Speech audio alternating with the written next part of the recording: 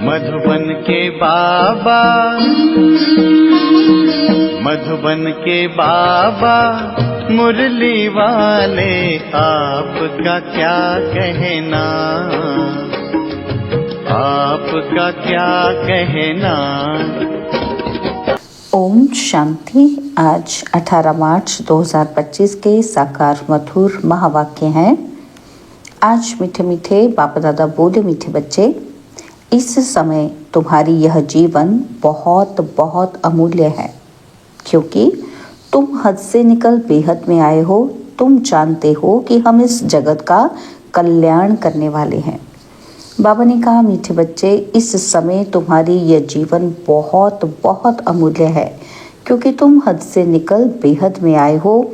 तुम जानते हो कि हम इस जगत का कल्याण करने वाले हैं। बाबा ने आज प्रश्न पूछा कि बाप के वर्षे का अधिकार किस पुरुषार्थ से प्राप्त होता है। तो उत्तर में बाबा कहते, सदा भाई भाई की दृष्टि रहे, स्त्री पुरुष का जो भान है वो निकल जाए, तब बाप के वर्षे का पूरा अधिकार प्राप्त हो। परंतु स्त्री पुरुष का भान व यह दृष्टि निकलना बड़ा मुश्किल है। इसके लिए देही अभिमानी बनने का अभ्यास चाहिए। जब बाप के बच्चे बनेंगे तब वर्षा मिलेगा। एक बाप की याद से सतो प्रधान बनने वाले ही मुक्ति, जीवन मुक्ति का वर्षा पाते हैं। मुरली का गीत है, आखिर वह दिन आया आज। ओम शांति। बच्चे यह जानते हैं कि ओम माना अहम आत्मा मम शरीर। अभी तुम इस ड्रामा को, सृष्टि चक्र को और इस सृष्टि चक्र के जानने वाले बाप को जान गए हो, क्योंकि चक्र को जानने वाले को रचता ही कहेंगे। रचता और रचना को और कोई भी नहीं जानते हैं। भल पढ़े लिखे बड़े बड़े विद्वान पंडित आदि हैं, उन्हें अपना घमंड तो रहता है ना, परंतु उनको ये पता नहीं है। कहते भी हैं कि ज्ञान, भक्ति और वैराग्य, अब यह 3 चीजें हो जाती हैं जिनका अर्थ भी नहीं समझते। सन्यासियों को वैराग्य आता है घर से। उनको भी ऊंच और नीच की ईर्ष्या रहती है। यह ऊंच कुल का है, यह मध्यम कुल का है, इस पर उन्हों का बहुत चलता है। कुंभ के मेले में भी उन्हों का बहुत झगड़ा हो पड़ता है कि पहले मैं, है ना, कि पहले किसकी सवारी चले। इस पर बहुत लड़ते हैं और फिर पुलिस आकर छुड़ाती है। तो ये भी तो देह अभिमान हुआ ना। दुनिया में जो भी मनुष्य मात्र हैं, सब हैं देह अभिमानी। तुमको तो अब देही अभिमानी बनना है। बाप कहते हैं, देह अभिमान छोड़ो, अपने को आत्मा समझो। आत्मा ही पतित बनी है, उसमें खाद पड़ी है। आत्मा ही सतो प्रधान, तमो प्रधान बनती है। जैसी आत्मा वैसा शरीर मिलता है। श्री कृष्ण की आत्मा सुंदर है तो शरीर भी बहुत सुंदर होता है। उनके शरीर में बहुत कशिश होती है। पवित्र आत्मा ही कशिश करती है। लक्ष्मी नारायण की इतनी महिमा नहीं है जैसे श्री कृष्ण की है, क्योंकि श्री कृष्ण तो पवित्र छोटा बच्चा है। और यहाँ भी कहते हैं कि छोटा बच्चा और महात्मा एक समान है। महात्माएं तो फिर भी जीवन का अनुभव कर विकारों को छोड़ते हैं। घृणा आती है, बच्चा तो है ही पवित्र, उनको ऊंच महात्मा समझते हैं।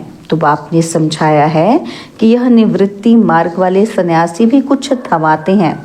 जैसे मकान आधा पुराना होता है तो फिर मरम्मत की जाती है, सन्यासी भी मरम्मत करते हैं। पवित्र होने से भारत थमा रहता है। भारत जैसा पवित्र और धनवान खंड और कोई हो ही नहीं सकता। अब बाप तुमको रचता और रचना के आदि मध्य अंत की स्मृति दिलाते हैं, क्योंकि यह बाप भी है, टीचर भी है और गुरु भी है। गीता में श्री कृष्ण भगवानुवाच लिख दिया है। उनको कभी बाबा कहेंगे क्या, अथवा पतित पावन कहेंगे क्या? जब मनुष्य पतित पावन कहते हैं तो श्री कृष्ण को याद नहीं करते, वह तो भगवान को याद करते हैं और फिर कह देते पतित पावन सीताराम, रघुपति राघव, राजा राम। कितना मुझारा है। बाप कहते हैं, मैं तुम बच्चों को आकर यथार्थ रीति सभी वेदों शास्त्रों का सार बताता हूँ। पहली मुख्य बात समझाते हैं कि तुम अपने को आत्मा समझो और बाप को याद करो तो तुम पावन बनेंगे। तुम हो भाई भाई, फिर ब्रह्मा की संतान कुमार कुमारियां तो भाई बहन हो गए। यह बुद्धि में याद रहे। असल में आत्माएं भाई भाई हैं और फिर यहाँ शरीर में आने से भाई बहन हो जाते हैं। इतनी भी बुद्धि नहीं है समझने की। वह हम आत्माओं का फादर है तो हम ब्रदर्स ठहरे ना। फिर सर्वव्यापी कैसे कहते? वर्षा तो बच्चों को ही मिलेगा, फादर को तो नहीं मिलता। बाप से बच्चे को वर्षा मिलता है। ब्रह्मा भी शिव बाबा का बच्चा है ना, तो इनको भी वर्षा उनसे मिलता है। तुम हो जाते हो पौत्रे पौत्रियां, तुमको भी हक है। तो आत्मा के रूप में सब बच्चे हो, फिर शरीर में आते हो तो भाई बहन कहते हो और कोई नाता नहीं। सदा भाई भाई की दृष्टि रहे। स्त्री पुरुष का भान भी निकल जाए। जब मेल फीमेल दोनों ही कहते हो ओ गॉड फादर, तो भाई बहन हुए ना। भाई बहन तब होते हैं जब बाप संगम पर आकर रचना रचते हैं, परंतु स्त्री पुरुष की दृष्टि बड़ा मुश्किल निकलती है। बाप कहते हैं तुमको देही अभिमानी बनना है। बाप के बच्चे बनेंगे तभी वर्षा मिलेगा। मामेकम याद करो तो सतो प्रधान बनेंगे। सतो प्रधान बनने बिगड़ तुम वापस मुक्ति जीवन मुक्ति में जा नहीं सकेंगे। यह युक्ति सन्यासी आदि कभी नहीं बताएंगे। यह ऐसे कभी कहेंगे नहीं कि अपने को आत्मा समझ बाप को याद करो। बाप को कहा जाता है परम पिता, परमात्मा, सुप्रीम। आत्मा तो सबको कहा जाता है, परंतु उनको परमात्मा कहा जाता है। वह बाप कहते हैं बच्चों, मैं आया हूँ तुम बच्चों के पास। हमको बोलने के लिए मुख तो चाहिए ना। तो आजकल देखो जहाँ तहाँ गौमुख ज़रूर रखते हैं और फिर कहते हैं गौमुख से अमृत निकलता है। वास्तव में अमृत तो कहा जाता है ज्ञान को। ज्ञान अमृत मुख से ही निकलता है, पानी की तो इसमें बात ही नहीं। यह गौ माता भी है, बाबा इनमें प्रवेश हुआ है। बाप ने इन द्वारा तुमको अपना बनाया है। इनसे ज्ञान निकलता है। उन्होंने तो पत्थर का बनाकर उसमें मुख बना दिया है जहाँ से पानी निकलता है। वह तो भक्ति की रस्म हो गई ना। यथार्थ बातें तुम जानते हो। भीष्म पितामह आदि तो तुम कुमारियों ने बाण लगाए हैं। तुम तो ब्रह्मा कुमार कुमारियां हो, तो कुमारी किसी की होगी ना। अधर कुमारी और कुमारी दोनों के मंदिर हैं। प्रैक्टिकल में तुम्हारा यादगार मंदिर है ना।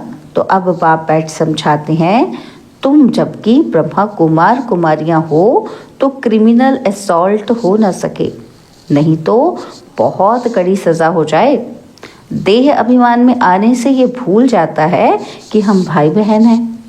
यह भी बीके हैं और हम भी बीके हैं, तो विकार की दृष्टि जा न सके। परंतु आश्रय संप्रदाय के मनुष्य विकार के बिगड़ रह ही नहीं सकते, तो विघ्न टालते हैं। अभी तुम ब्रह्मा कुमार कुमारियों को बाप से वर्षा मिलता है। बाप की श्रीमत पर चलना है, पवित्र बनना है। यह है इस विकारी मृत्युलोक का अंतिम जन्म। यह भी कोई जानते ही नहीं। अमर लोक में विकार कोई होते ही नहीं। उनको कहा ही जाता है सतो प्रधान संपूर्ण निर्विकारी। यहाँ है तमो प्रधान संपूर्ण विकारी। गाते भी हैं कि वह संपूर्ण निर्विकारी और हम विकारी हैं, पापी हैं। संपूर्ण निर्विकारियों की पूजा करते हैं। बाप ने समझाया है कि तुम भारतवासी ही पूज्य सो फिर पुजारी बनते हो। इस समय भक्ति का प्रभाव बहुत है। भक्त भगवान को याद करते हैं कि आकर भक्ति का फल दो। भक्ति में क्या हाल हो गया है बाप ने समझाया है। मुख्य धर्म शास्त्र 4 हैं। एक तो है डिटिज्म, इसमें ब्राह्मण देवता क्षत्रिय तीनों ही आ जाते हैं। बाप ब्राह्मण धर्म स्थापन करते हैं। ब्राह्मणों की चोटी है संगम युग की। तुम ब्राह्मण अभी पुरुषोत्तम बन रहे हो। ब्राह्मण बने फिर देवता बनते हो। वह ब्राह्मण भी है भिखारी, वह भी इन ब्राह्मणों के आगे नमस्ते करते हैं। ब्राह्मण देवी देवता नमः कहते हैं क्योंकि समझते हैं कि वह ब्रह्मा की संतान थे। हम तो ब्रह्मा की संतान नहीं है। अभी तुम ब्रह्मा की संतान हो, तुमको सब नमः करेंगे। तुम फिर देवी देवता बनते हो। अभी तुम ब्रह्मा कुमार कुमारियां बने हो, फिर बनेंगे दैवी कुमार कुमारियां। इस समय तुम्हारी यह जीवन बहुत बहुत अमूल्य है, क्योंकि तुम जगत की माताएं गाई हुई हो। तुम हद से निकल बेहद में आए हो। तुम जानते हो कि हम इस जगत का कल्याण करने वाले हैं, तो हर एक जगत अम्बा जगत पिता ठहरे। इस नरक में मनुष्य बड़े दुखी हैं, हम उनकी रूहानी सेवा करने आए हैं। हम उनको स्वर्गवासी बनाकर ही छोड़ेंगे। तुम हो सेना, इनको युद्ध स्थल भी कहा जाता है। यादव, कौरव और पांडव इकट्ठे रहते हैं, भाई भाई है ना। तो अब तुम्हारी युद्ध भाई बहनों से नहीं, तुम्हारी युद्ध है रावण से। भाई बहनों को तुम समझाते हो मनुष्य से देवता बनाने के लिए, तो पाप समझाते हैं कि देह सहित देह के सब संबंध छोड़ने हैं। यह है पुरानी दुनिया। कितने बड़े बड़े डैम, कैनाल्स आदि बनाते हैं, क्योंकि पानी नहीं है। प्रजा बहुत बढ़ गई है। वहाँ तो तुम रहते ही बहुत थोड़े हो। नदियों में पानी भी ढेर रहता है, अनाज भी बहुत होता है। और यहाँ तो इस धरती पर करोड़ों मनुष्य हैं। यहाँ सारी धरनी पर शुरू में 9 से 10 लाख होते हैं और कोई खंड होता ही नहीं। तुम थोड़े से ही वहाँ रहते हो। तुमको कहीं जाने की भी दरकार नहीं रहती। वहाँ है ही बहारी मौसम। 5 तत्व भी कोई तकलीफ नहीं देते हैं, ऑर्डर में रहते हैं, दुख का नाम नहीं। वह है ही बहिष्ट, अभी है दोजख। यह शुरू होता है बीच से। देवताएं वाम मार्ग में गिरते हैं तो फिर रावण का राज्य शुरू हो जाता है। तुम समझ गए हो कि हम डबल सिर ताज पूज्य बनते हैं, फिर सिंगल ताज वाले बनते हैं। सत्युग में पवित्रता की भी निशानी है। देवताएं तो सब हैं पवित्र, और यहाँ पवित्र कोई है नहीं। जन्म तो फिर भी विकार से लेते हैं ना, इसलिए इसे भ्रष्टाचारी दुनिया कहा जाता है। सत्युग है श्रेष्ठाचारी, विकार को ही भ्रष्टाचार कहा जाता है। बच्चे जानते हैं कि सत्युग में पवित्र प्रवृत्ति मार्ग था, अब अपवित्र हो गए हैं। अब फिर पवित्र श्रेष्ठाचारी दुनिया बनती है। सृष्टि का चक्र फिरता है ना, तो परमपिता परमात्मा को ही पतित पावन कहा जाता है। मनुष्य कह देते हैं भगवान प्रेरणा करता है। अब प्रेरणा माना विचार, इसमें प्रेरणा की तो बात ही नहीं। वह खुद कहते हैं कि हमको शरीर का आधार लेना पड़ता है। मैं बिगर मुख के शिक्षा कैसे दूं? प्रेरणा से कोई शिक्षा दी जाती है क्या? भगवान प्रेरणा से कुछ भी नहीं करते। बाप तो बच्चों को पढ़ाते हैं। प्रेरणा से पढ़ाई थोड़ी हो सकती है। सिवाय बाप के सृष्टि के आदि मध्य अंत का राज कोई भी बता ना सके। बाप को ही नहीं जानते हैं। कोई कहते हैं लिंग है और कोई कहते अखंड ज्योति है। कोई कहते कि ब्रह्म ही ईश्वर है। तत्वज्ञानी ब्रह्म ज्ञानी भी है ना। तो शास्त्रों में दिखा दिया है 84 लाख योनियां। अब अगर 84 लाख जन्म होते तो कल्प बहुत बड़ा चाहिए, कोई हिसाब ही ना निकाल सके। वह तो सत्युग को ही लाखों वर्ष कह देते हैं। बाप कहते हैं सारा सृष्टि चक्र ही 5000 वर्ष का है। 84 लाख जन्मों के लिए तो टाइम भी इतना ही चाहिए ना। यह शास्त्र सब हैं भक्ति मार्ग के। बाप कहते हैं मैं आकर तुमको इन सब शास्त्रों का सार समझाता हूँ। यह सब भक्ति मार्ग की सामग्री है। इनसे कोई भी मेरे को प्राप्त नहीं करते।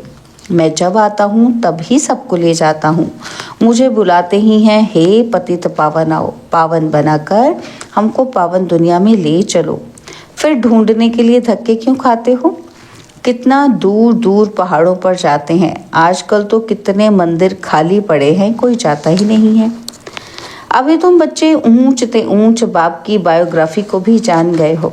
बाप बच्चों को सब कुछ देकर फिर 60 वर्ष बाद वानप्रस्थ में बैठ जाते हैं। यह रस्म भी अब की है, त्योहार भी इस समय के हैं। तुम जानते हो अभी हम संगम पर खड़े हैं। रात के बाद फिर दिन होगा। अब तो घोर अंधेरा है। गाते भी हैं ज्ञान सूर्य प्रगटा, अंधेर विनाश।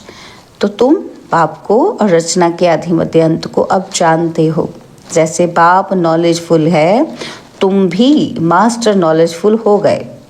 तुम बच्चों को बाप से वर्षा मिलता है बेहद के सुख का, लौकिक बाप से तो हद का वर्षा मिलता है, जिससे अल्पकाल का सुख मिलता है। जिनको सन्यासी कागविष्टा समान सुख कह देते हैं, वह फिर यहाँ आकर सुख के लिए पुरुषार्थ कर न सके।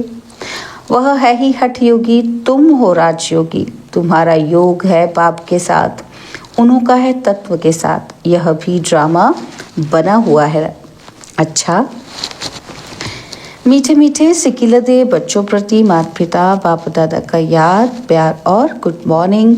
रूहानी बाप की रूहानी बच्चों को नमस्ते। हम रूहानी बच्चों के रूहानी बाप दादाजी को दिलवा जान सिकवा प्रेम से नमस्ते। ओम शांति। प्यारे बाबा, मीठे बाबा, मेरे बाबा, शुक्रिया बाबा, शुक्रिया बाबा, शुक्रिया। धारणा के लिए मुख्य सार है। पहला पॉइंट है, पावन बनने के लिए हम आत्मा भाई भाई हैं, फिर ब्रह्मा बाप की संतान भाई बहन हैं। यह दृष्टि पक्की करनी है। आत्मा और शरीर दोनों को ही पावन सतोप्रधान बनाना है, देह अभिमान छोड़ देना है। और सेकंड पॉइंट है, मास्टर नॉलेजफुल बन सभी को रचता और रचना का ज्ञान सुनाकर घोर अंधियारे से निकालना है। नरकवासी मनुष्यों की रूहानी सेवा कर स्वर्गवासी बनाना है। पावन्याश वरदान दिया, मास्टर ज्ञान सागर बन ज्ञान की गहराई में जाने वाले अनुभव रूपी रत्नों से संपन्न भव। मास्टर ज्ञान सागर बन ज्ञान की गहराई में जाने वाले अनुभवी रूपी रत्नों से संपन्न भव। जो बच्चे ज्ञान की गहराई में जाते हैं वे अनुभव रूपी रत्नों से संपन्न बनते हैं। एक है ज्ञान सुनना और सुनाना और दूसरा है अनुभवी मूर्त बनना। अनुभवी सदा अविनाशी और निर्विघ्न रहते हैं, उन्हें कोई भी हिला नहीं सकता। अनुभवी के आगे माया की कोई भी कोशिश सफल नहीं होती। अनुभवी कभी धोखा नहीं खा सकते, इसलिए अनुभवों को बढ़ाते हुए हर गुण के अनुभवी मूर्त बनो। मनन शक्ति द्वारा शुद्ध संकल्पों का स्टॉक जमा करो। स्लोगन है, फरिश्ता वह है जो देह के सूक्ष्म अभिमान के संबंध से भी न्यारा है। फरिश्ता वह है जो देह के सूक्ष्म अभिमान के संबंध से भी न्यारा है।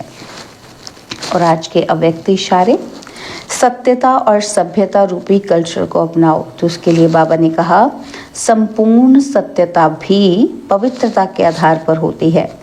पवित्रता नहीं तो सदा सत्यता रह नहीं सकती। सिर्फ काम विकार अपवित्रता नहीं है, लेकिन उसके और भी साथी हैं। तो महान पवित्र अर्थात अपवित्रता का नाम निशान ना हो, तब परमात्मा प्रत्यक्षता के निमित्त बन सकेंगे। ओम शांति।